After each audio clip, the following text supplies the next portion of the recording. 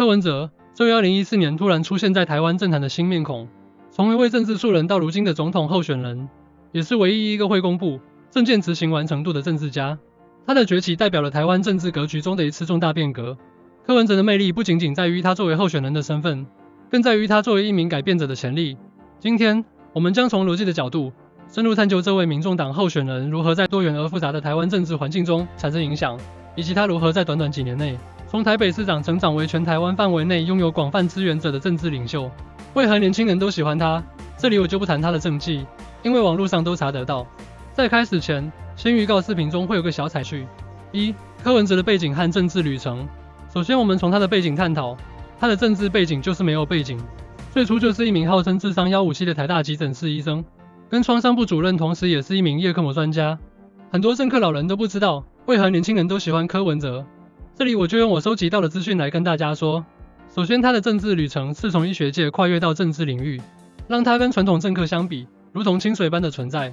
加上当时很多人已经开始厌倦了传统政客的形象，且他本身讲话就很有梗，直言不讳，口无遮拦。对年轻人而言，一开始就如同很呆萌的吉祥物，加上绿军长期攻不下北市，才想换一个无党籍的人上去选选看。后来绿营的票，结合厌恶蓝绿恶斗的选民支持下，他当选了第一次的台北市长。柯文哲的领导风格。老实说，柯文哲在刚上任时也显得有些手忙脚乱，但他以清晰的头脑和出色的记忆力，逐渐适应并改善了管理方式。由于原本身为医师，他对实用主义和对效率的追求体现在各个方面，例如设置市民信箱，使得他能够迅速回应市民的需求。在备选时，与以往需依赖市府局处长及智囊团辅助的市长不同，柯文哲展现了更多的自主和亲力亲为。可以常看到他一个人在与蓝绿议员的辩论中，常展现泰然自若的态度，不时以机智的回应反驳对手。这种作风除了深受市民喜欢外，也让台湾民众渐渐认识了他。而且他不间断的上班日每天早上7点半准时开晨会的做法，时常回报进度，也让市府的所有官员上紧发条，其实能展现出市府团队同仁高效率的办事风格。这里公布小彩蛋，早期蓝绿两党常谈的居住正义，实际上只有柯文哲8年任内完成了2万多户的公宅。有朋友托我帮他宣传，他当初因住进柯市府盖的公宅，并攒到了购物的资本，引栏位。3. 柯文哲的公开沟通和透明度。柯市府常通过互联网和社交媒体与市民直接交流，这种新颖的沟通方式深受年轻人喜爱。他的社交媒体账号不仅分享市政动态，还展现他的个人生活和思考，拉近了与市民的距离。这种直接不障碍的沟通方式，让柯文哲与市民建立了更加紧密的联系。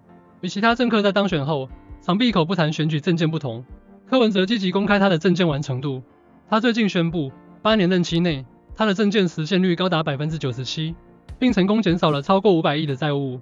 如果我没记错，他应该是我几十年来知道唯一会公布政见完成率的政治家。这个举动让我看见他对自己承诺的务实要求，把原本政治冷感的我唤醒了，觉得这块土地上如果有多几个这样的政治人物就好了，像早期的陈定南一样。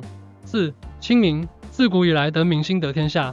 曾经在新闻上看到柯文哲在忙碌的公务之后，直接在便利商店购买泡面吃。当时虽然我已经知道他以公开透明著称，但对于他如此接地气的行为还是颇感惊讶。我们通常在电视上看到的政治人物用餐，多半是穿着正式，参加宴会和正式聚餐，但在柯文哲身上却完全看不到这些痕迹。起初我还以为这可能是作秀，毕竟可以装作一天亲民，但难以持续做戏。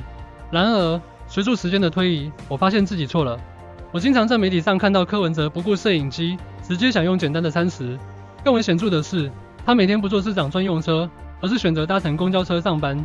持续8年，他常说政治其实很简单，这句话充分展现了他的亲民个性。柯文哲的这种行为不仅拉近了他与市民的距离，也展现了他作为政治人物的另一面，朴实真实，不为外界的繁华所动摇。这种亲民的个性不仅赢得了民众的喜爱和尊敬，也为政治领导人树立了一个新的标杆——承认错误的勇气。柯文哲拥有台湾当前政治领域中罕见的一种特质，就是他敢于公开承认错误。在民众长期目睹蓝绿两党相互揭露政治弊端，官员被揭露丑闻后，仍找种种理由为自己开脱的背景下，柯文哲的这种态度显得尤为难能可贵。面对记者的提问，他能够在电视上坦诚的回应，这是我的疏失，我会回去检讨并改进。这样的举动在我第一次看到时，给我留下了深刻的印象，并激发了我对柯文哲这个人物的强烈好奇。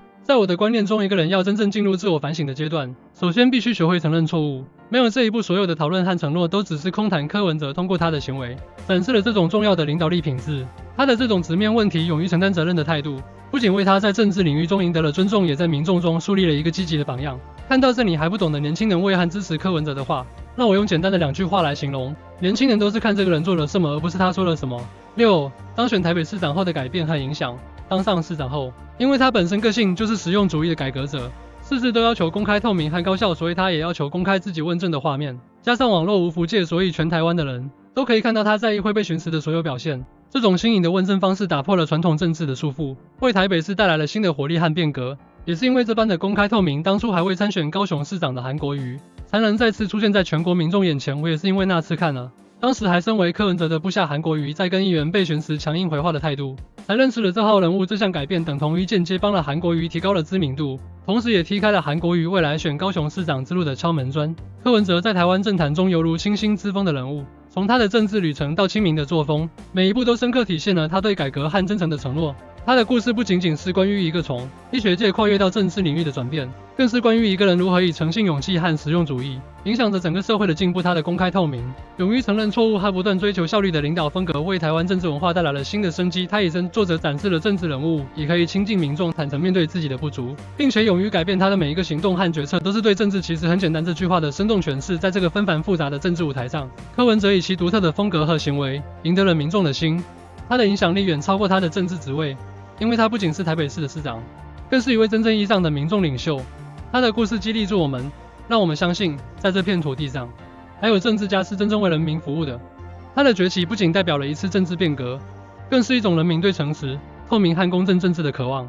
他让我们看到，政治不必总是复杂和遥不可及，它可以是简单、直接，并且充满人性。通过他的故事，我们见证了一个真正的改革者如何在台湾政治中留下不可磨灭的印记。我是小玄子，朋友们，我们下次见。